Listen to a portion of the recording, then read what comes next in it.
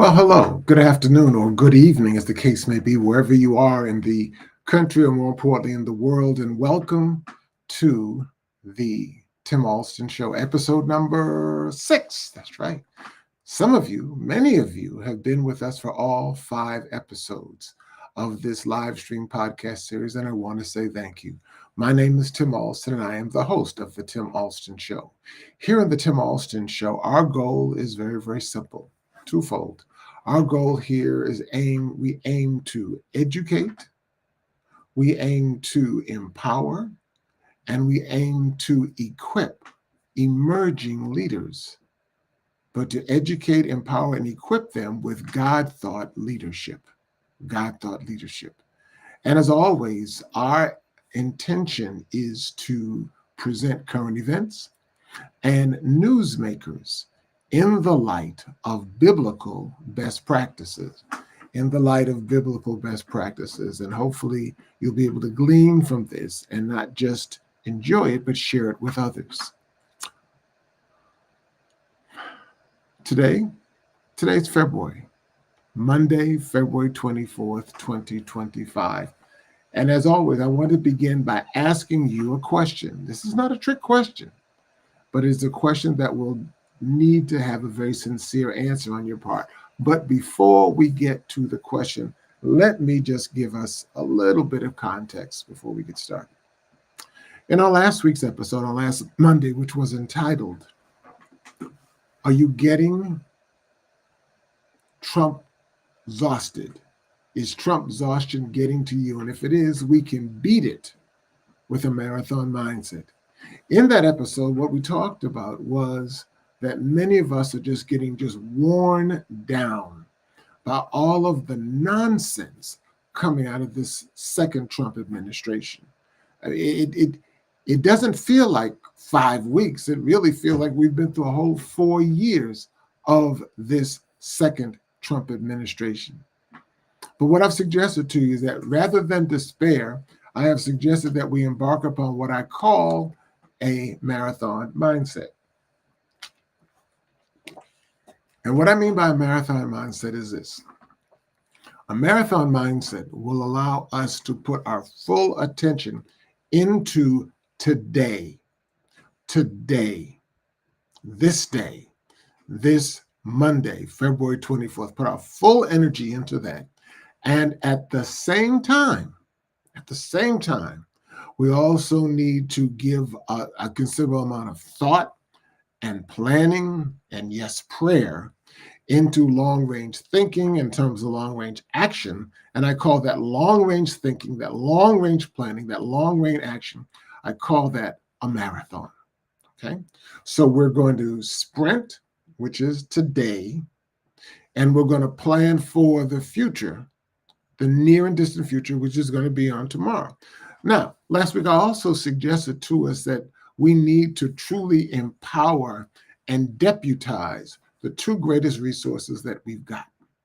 And those two resources that we need to put our energies into in terms of the marathon mindset are our children and into our opportunity and right to vote. Our children and our opportunity and our rights to vote. And that should not change. Those priorities really have not changed, but we need to re-emphasize those for several reasons. Both, we want to emphasize the sprint part of our marathon mindset in terms of being educators and role models for our children every single day. We want to make sure that everyone in our household is registered to vote, and is registered to vote once they reach that voting age, whatever that voting age is in your community or in your state. I believe typically it's the age of 18. We need to make sure that our children are well educated in the voting process. Why? Because one day they will be a voter. And if they are a voter, they need to think with a marathon mindset into thinking about where they would want to fit into the decision-making process in their local communities. Whether if they choose to run for an elective office or choose to become active in the community and thereby being appointed to certain community commissions and organizations. They need to think about that. and also understand the fact that there's always something or someone to vote for. Too many of us just think about the top of the ticket, the beauty contest, and don't think about the other amendments and other issues that come up, that referenda that need to be looked at, studied, and voted upon. So once again, we need to put our full energy into what we're doing. We need to give it everything we've got, as opposed to waiting, saying, I'm going to do it tomorrow, because tomorrow never comes. Because when tomorrow comes, tomorrow is today. In keeping with that marathon thinking, in keeping with that marathon mindset, I recognize the fact that we're in the last week in this month of February, which, as you well know, has been designated as National Black History Month. And as you also know, that the month of February will be ending very shortly, in just a matter of a few days. But we also know the fact that February is the shortest month of the year. So we can really look at February as kind of being like a sprint month as we think about sprinting and marathoning mindset and mentality. Now, therefore, my thesis this evening, my thesis for you is that this, as an appropriate sequel, as an appropriate next step to our live stream episode last week in terms of Trump exhaustion and developing a marathon mindset, this week we need to start thinking, moving, and planning like the marathon runners that we need to become. Let me say that again. As an appropriate sequel to last week's episode on Trump exhaustion getting to you and needing to develop a marathon mindset, we need to start thinking and acting like the marathon runners that we need to become. So what do I mean by that? Now, Black history has been a part of the American culture for a while. Even though it's the shortest month, it is still a part of our culture, and we need to recognize that. And so the question that I have for you as we come to the end of February and the celebration of Black History Month and the celebration of Black history, my question to you is real simple. What next? Yeah, what next? There's one thing, and forgive me, or don't forgive me. There's one thing that's always kind of wearied me when it comes to the celebration of Black history during the month of February, is that there's a lot of attention and a lot of corporate sponsorship dollars that are heaped on Black history from February 1st to February 28th or 29th on those leap years. And that's understandable. But I want you to also to understand the fact that there is a level of history that we need to understand and that we need to appreciate. Let's come to that history, okay?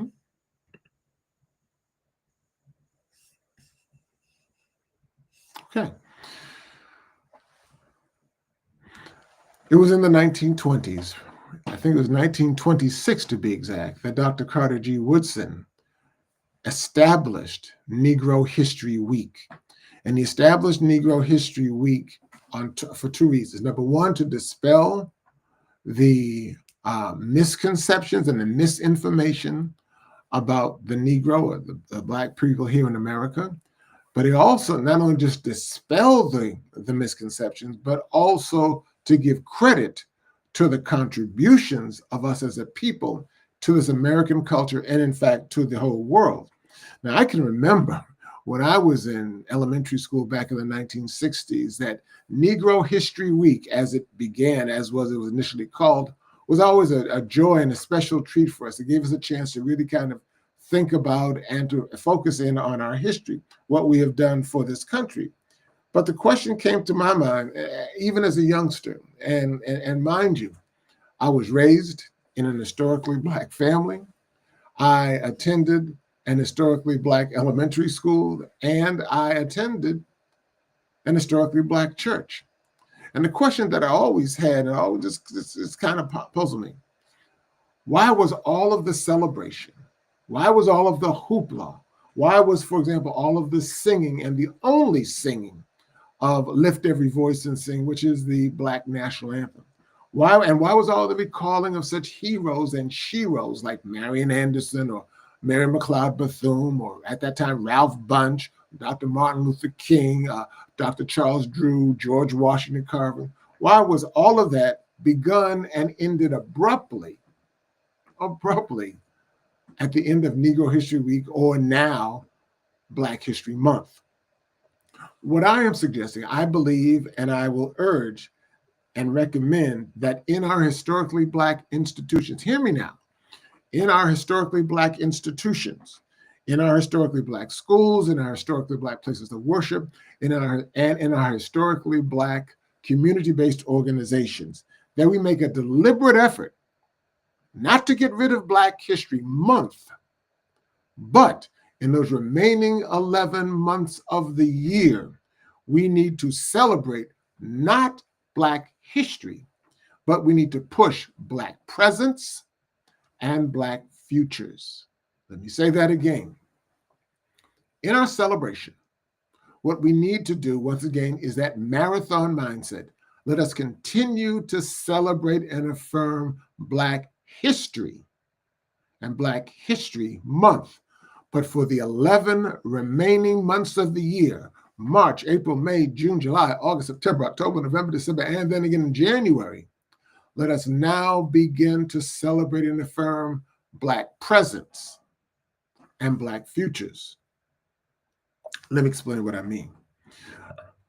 You may say, okay, Tim, well, why don't you suggest that we celebrate Black History Month throughout the whole year? And that's a legitimate question. There are a couple of reasons for that I want to share with you, and I look forward to your challenging my idea. I look forward to having some lively conversation about it. There are two main reasons why we don't celebrate, and I'm suggesting we don't need to celebrate Black history. Hear me now, history every month. Two main reasons. Number one, the last presidential election in November 2024 showed us that we had a lot of great enthusiasm in support of Kamala Harris's presidency. But unfortunately, too few of us showed up at the polls and voted, as the exit polls indicated. And the biggest shame and the greatest embarrassment of that whole process was the fact that our young people, our youngest eligible voters did not either register or did not show up at the polls. And there are some strategic reasons for that. Number one, I think, first of all, overall national voter turnout was lower in 2024 than it was in 2020. And I believe that was an intentional part of the Donald Trump campaign. I believe the intention of the campaign, his campaign, was to keep voter participation down, to muddy the waters with a bunch of nonsense and non-issues and noise, so as to discourage people from wanting to vote. And it worked. It worked very well in his favor. Okay. Additionally, the additional reason why I'm not pushing Black History Month or Black history for a whole year, but to keep it as it is, as that sprint month of February, is the fact that, and this is embarrassing and sad to say, that although we as Black adults and parents and historically Black organizations were very sincere and well-intentioned in our messages for voter registration, it had very little or no appeal to our young, eligible voters. That's embarrassing. To be real blunt about it, these young, eligible voters really didn't care about the messages that we were sending. It's embarrassing to say. They really don't care and did not care to hear about who sacrificed in the 1950s and who was imprisoned and who gave their lives in the 1960s. They really did not care about that to ensure the vote. Sad, but it's true. I mean, I unfortunately have to look no further than my own household. I mean, our daughter was raised in an historically Black family. She attended historically Black elementary schools, and she attended with us an historically Black church.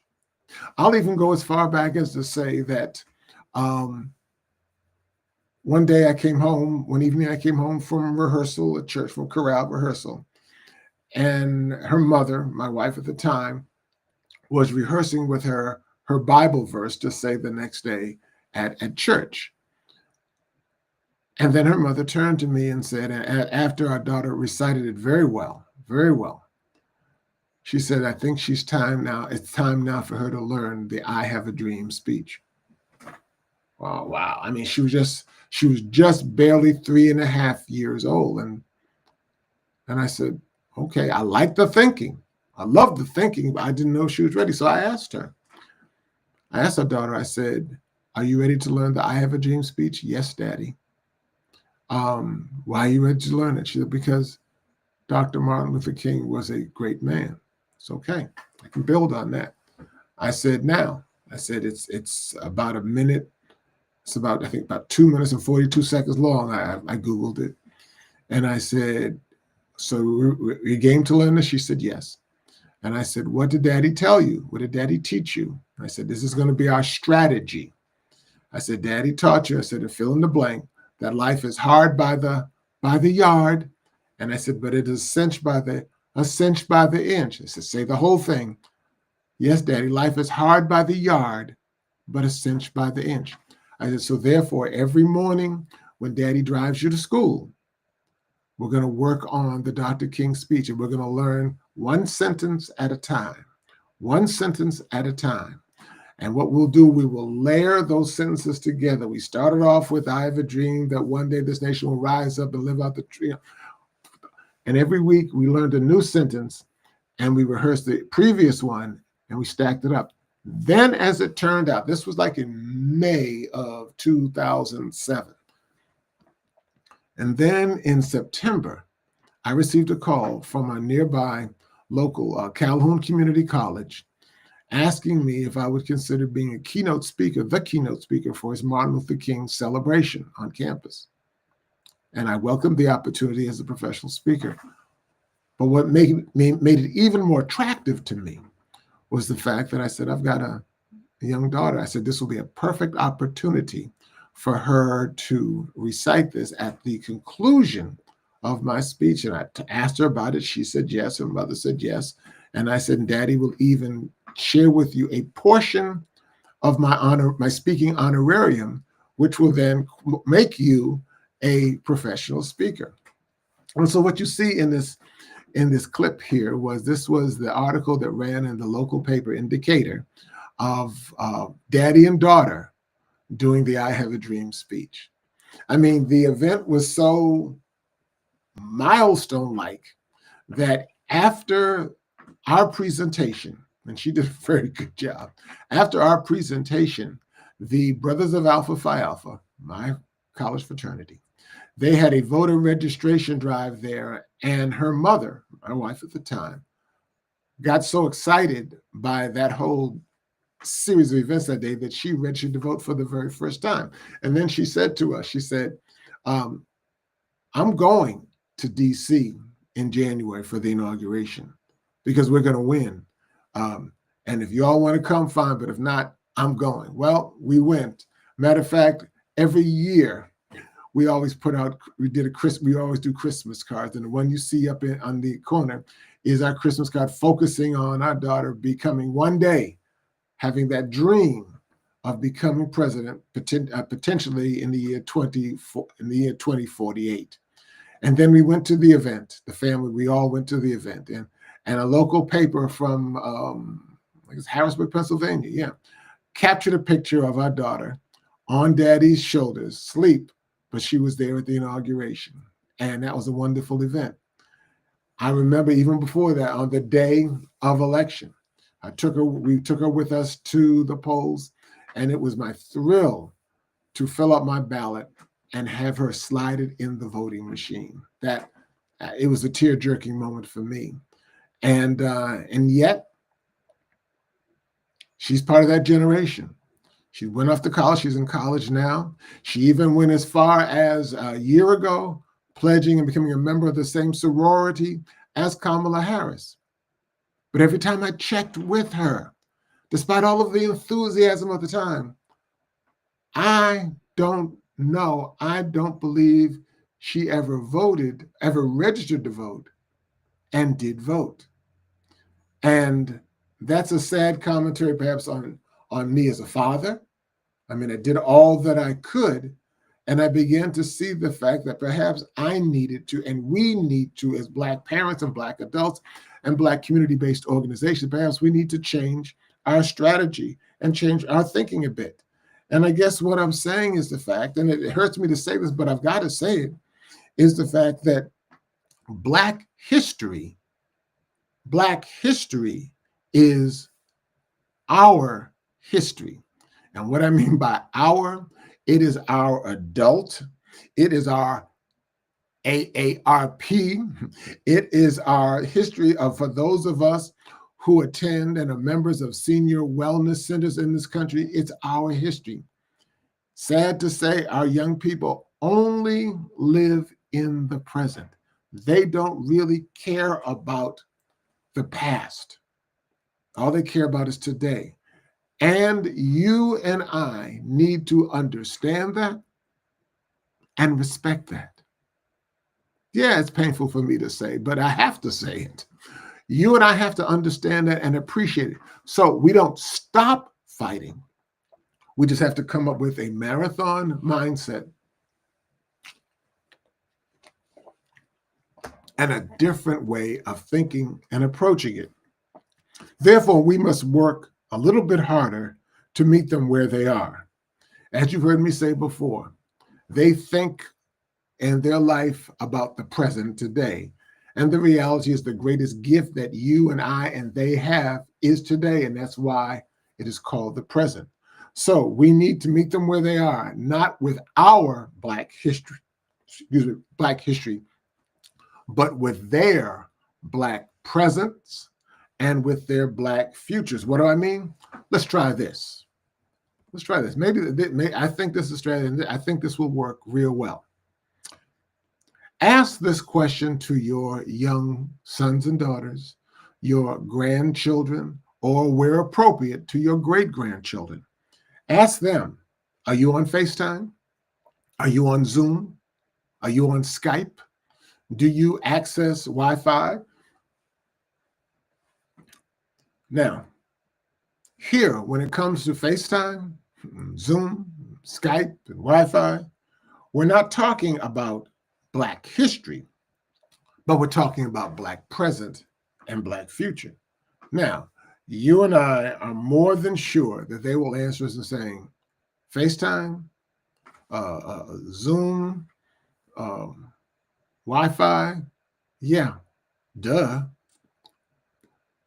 But let them know, okay, I'm not here to talk to you about the Montgomery bus boycott. I'm not here to talk to you about which really ignited and started the civil rights movement. I'm not here to talk to you about that, even though that happened in December of 1955. But I want you to know that 7 months before the bus boycott in December of 1955, 7 months before that, in May of 1955, a little Black girl was born and raised in New York City, and her name was Marion Crook. And I need you to understand that for one very, very simple reason. As a child, her father, who had only had no more than an elementary school education, but he had a passion and a love for his daughter, he built for her a chemistry set. He built for this little girl a chemistry set. And that ignited her interest in the sciences. Okay, we're talking about Black present. Now, as you use Zoom, as you use Skype, as you use FaceTime, and as you access Wi-Fi, understand that this young Black girl became Dr. Marion Crook, and she invented the technology that you use every day with FaceTime, that you use with Zoom, that you use with Skype, and that you use with Wi-Fi. It was invented, and here's the key. This is not past history. This is Black presence. It's today. It's today.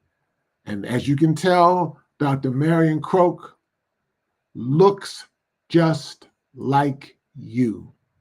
Looks just like us. And let me put it in context. Compare and contrast that to Black history. Now, I'm sure that all of our young people, and us, hopefully, have heard of Dr. George Washington Carver, the Peanut Man. Well, Dr. George, no, I'm sorry, let me back up a second. Dr. Marion Croak has been awarded more than 200 government patents. 200 government patents. Now, they may ask, what is a patent? Good question to ask. And let them know, let me just read your definition. A patent is a government-granted right that gives an inventor the exclusive right to make, use, or sell an invention for a period of time, a set period of time. Once again, a U.S. patent is a government-granted right for an inventor to make, give them the exclusive right to make, to use, and to sell an invention for a specific period of time. Okay? They own that. They own that. Let's put it in context. Dr. George Washington Carver, no, George Washington, he never had a doctorate, I'm sorry. He was called doctor out of respect, out of an honor. George Washington Carver invented over 300 products from peanuts, sweet potatoes, and pecans.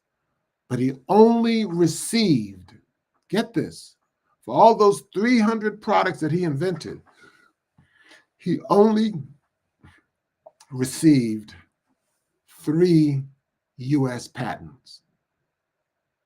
That's Black history. Let's talk about Black presence. In terms of Black presence, Dr. Marion Croak has received over 200 patents. That's not Black history.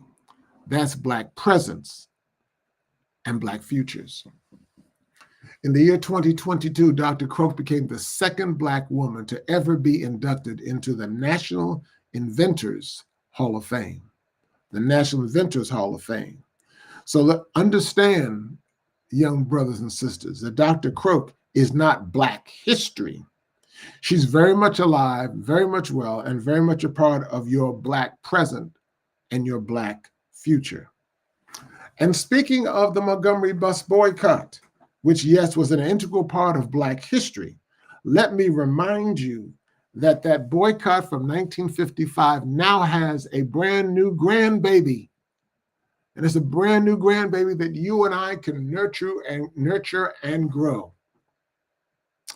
There is, as we speak, an ongoing protest and boycott all across the country against President Trump's executive orders to roll back diversity, equity, and inclusion, DEI, diversity, equity, inclusion, DEI programs across the country.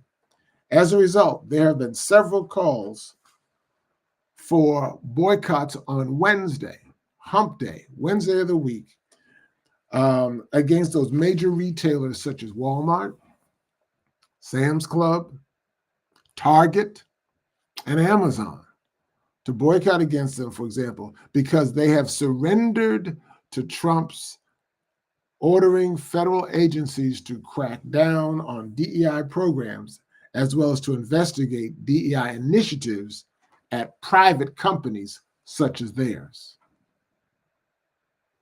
This is not Black history. This is Black present, and this is Black futures.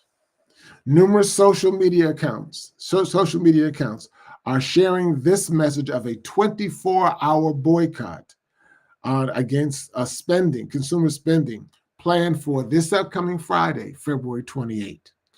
Consumers like you and me are urged and encouraged not to spend money in those stores or any stores or online on Friday the 28th. And if you have emergencies or essentials that you need that you've not planned for in advance, then you're encouraged to support local small businesses. This will give you and me a chance, not just to study Black history, but to make Black presence and Black futures come alive today. Now, if we get really creative and even ask our young people for their ideas, we can institute a really diverse and inclusive program of monthly celebrations that Donald Trump can't touch. Are you with me? For example, February's Black History Month leads into March's Women's History Month. And March's Women's History Month leads into April's celebration of Asian Americans and Pacific Islanders, as well as Sexual Assault Awareness and Prevention Month. That's the month of April. And these are clearly issues that transcend ethnicity and gender, if you follow me. Our celebrations don't simply have to be either or. Hear me on this. They don't have to be just on Black history or just on women. It'll be much, much better and much more inclusive if we include other audiences and their groups, and therefore we graduate from an either or to a yes and thinking mentality. That's marathon mindset. To me, this is personal, rather than stockpiling all of our celebrations, all of our Black celebrations, all of our Black heroes into one month, which is the shortest month of the year, let's target the remaining 11 months of the year to celebrate Black presence and Black futures within the celebrations and along with the celebrations of other ethnicities and social causes. And finally, here's my last point. As we are looking at the marathon mindset, and as we're looking at trying to build and trying to grow, there is one very important person that stands at the intersection of Black history and Black presence and Black futures. For 103 glorious days, each of us experienced a true phenomenon last year in this country, in American history. And that phenomenon was called Kamala Devi Harris. History will record that she did more in those 103 days than any other politician, dead or alive. Challenge me, if you will.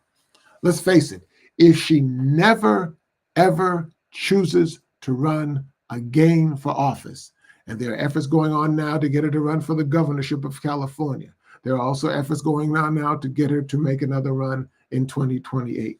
If she never runs again, her legacy is already intact as the highest ranking woman and the highest ranking woman of color in U.S. political history.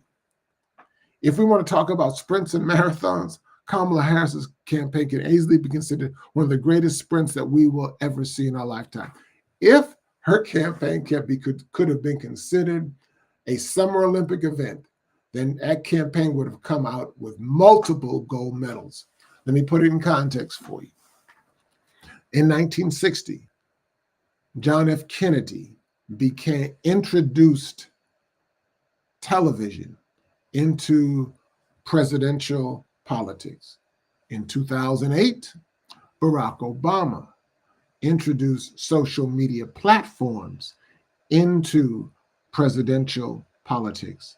And in 2024, Kamala Harris successfully introduced and became the queen of the Zoom.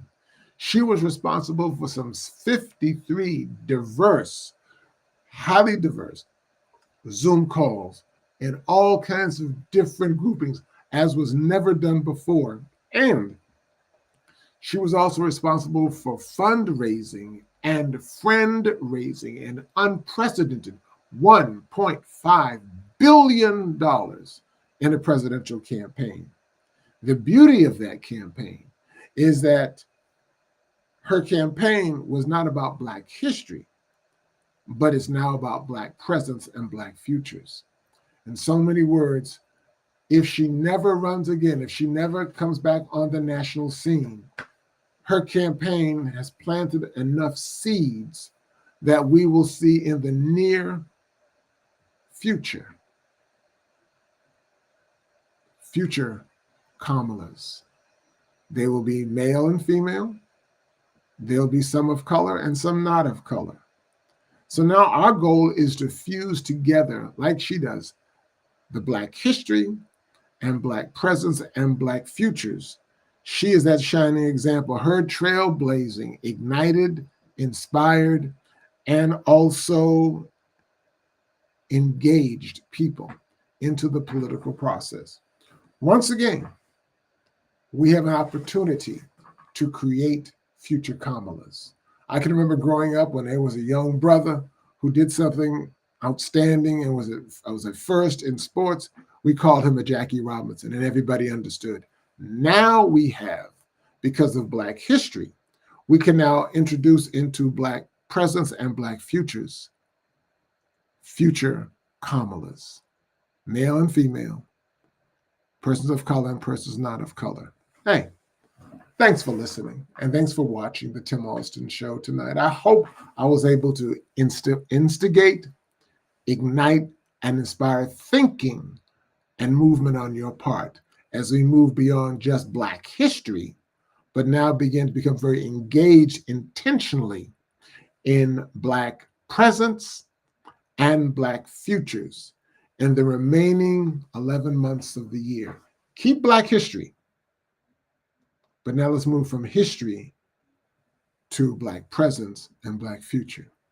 I hope that you've enjoyed what you've heard today.